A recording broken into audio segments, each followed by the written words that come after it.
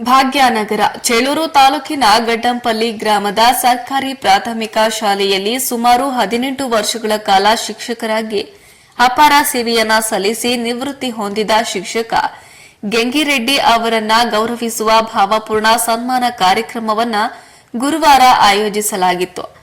ಇನ್ನು ಈ ಕಾರ್ಯಕ್ರಮಕ್ಕೆ ರಾಜ್ಯ ಜೆಡಿಎಸ್ ಯುವ ಬ್ರಿಗೇಡ್ ಕಾರ್ಯದರ್ಶಿ ಎಂಎನ್ ರಾಜಾರೆಡ್ಡಿ ಹಾಗೂ ಸ್ಥಳೀಯ ಗಣ್ಯರು, ಪೋಷಕರು, ಸಹ ಶಿಕ್ಷಕರು ಹಾಗೂ ಶಾಲಾ ವಿದ್ಯಾರ್ಥಿಗಳು ಸೇರಿದಂತೆ ಹಳೆಯ ವಿದ್ಯಾರ್ಥಿಗಳು ಉಪಸ್ಥಿತರಿದ್ದು ಶಿಕ್ಷಕ ಗೆಂಗಿರೆಡ್ಡಿ ಅವರ ಶಿಕ್ಷಣ ಸೇವೆಯನ್ನ ಸ್ಮರಿಸಿ ಪ್ರೀತಿಯಿಂದ ನುಡಿನಮನ ಸಲ್ಲಿಸಿದರು.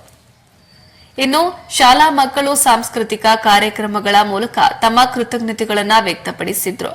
ಈ ವೇಳೆ ರಾಜ್ಯ ಜೆಡಿಎಸ್ ಯುವ ಬ್ರಿಗೇಡ್ ಕಾರ್ಯದರ್ಶಿ ಎಂಎನ್ ರಾಜಾರೆಡ್ಡಿ ಮಾತನಾಡಿ, ಶಿಕ್ಷಕತೆ ಪಾತ್ರ ಕೇವಲ ಪಾಠ ಹೇಳುವುದು ಮಾತ್ರವಲ್ಲ, ಬದಲಾಗಿ ವಿದ್ಯಾರ್ಥಿಗಳ ಬದುಕಿನಲ್ಲಿ ಬೆಳಕಿನ ದಾರಿ ತೋರಿಸುವ ದೀಪವಾಗಿದೆ.